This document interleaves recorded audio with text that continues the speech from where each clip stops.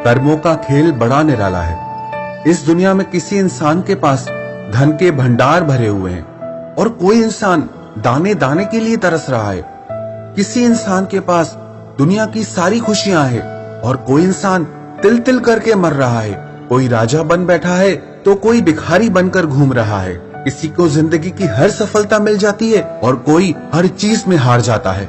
बहुत ही अजीब है ये कर्मों का खेल। क्यों ऐसा हो रहा है? देखने में तो ऐसा लगता है कि हर बुरा इंसान खुश है और हर अच्छा इंसान दुखी लगा पड़ा है।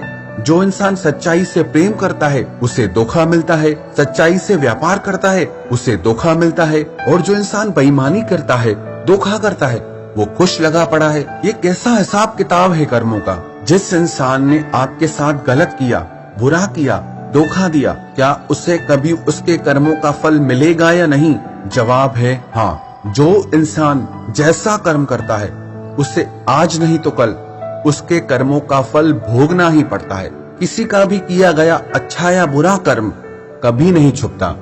लोग चाहे समझे या ना समझे, लेकिन कर्म चेहरे याद रखता है।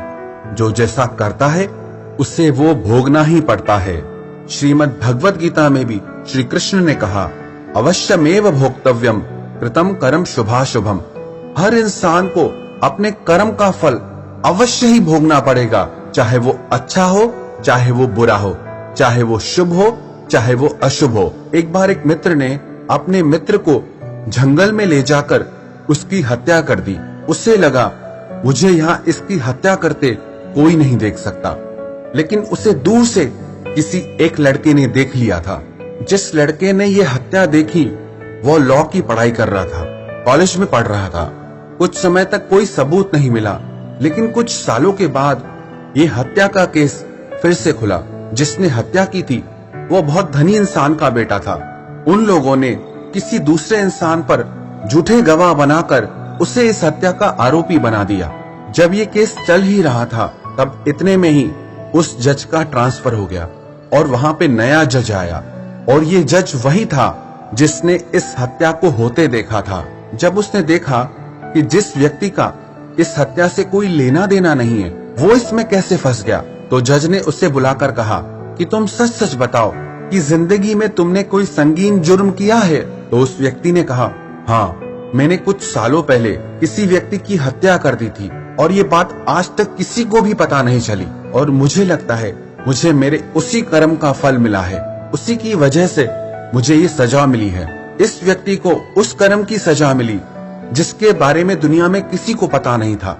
लेकिन जज ने सोचा, जिस व्यक्ति ने वास्तव में हत्या की थी उसे सजा क्यों नहीं मिली? वो कैसे अपने धन और शक्ति के प्रभाव से आजादी से घूम रहा है? ये सोचकर वो जज उस व्यक्ति के घर मिलने के लिए गया। जब वो जज उस व्यक्ति के घर पहुंचा तो उसने देखा कि वो व्यक्ति बिस्तर पर पड़ा है और उसे कैंसर हो गया है। वो तिल तिल करके मर रहा है, हर दिन मर रहा है। वो इतना ज्यादा दर्द में जी रहा है कि अपने मरने की दुआएं मांग रहा है। तब उस जज को कर्मों का सारा खेल समझ में आ गया। ये कर्म चेहरे याद रखता है। हर इंसान को अपने कर्मों का हिसाब चुकाना ही पड़ता है। लेकिन हमें क्या लगता है कि जिसने हमारे साथ गलत किया, बुरा किया, धोखा दिया, उससे अभी सजा मिले, उससे हमें अभी बदला लेना है। लेकिन कर्मों का हिसाब ऐसे नहीं चलता है, आपके हिसाब से नहीं चलता है। हो सकता है जाने अनजाने आपने भी किसी से गलत किया हो जिसका आपको एहसास तक ना हो सकता है आपको भी आपको जाने अनजाने अपने किसी किए गए कर्म का फल मिल रहा हो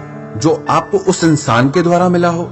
लेकिन इसका मतलब ये नहीं जिसने आपके साथ गलत किया वो छूट जाएगा, उससे भी उसे कर्मों की सजा जरूर मिलेगी। हाँ, इसमें ये पक्का नहीं होता है कि जब आप चाहें तब मिलेगी, लेकिन उसे मिलेगी ये बिल्कुल पक्की बात है, क्योंकि ये सृष्टि कर्म के चक्कर से ही चलती है।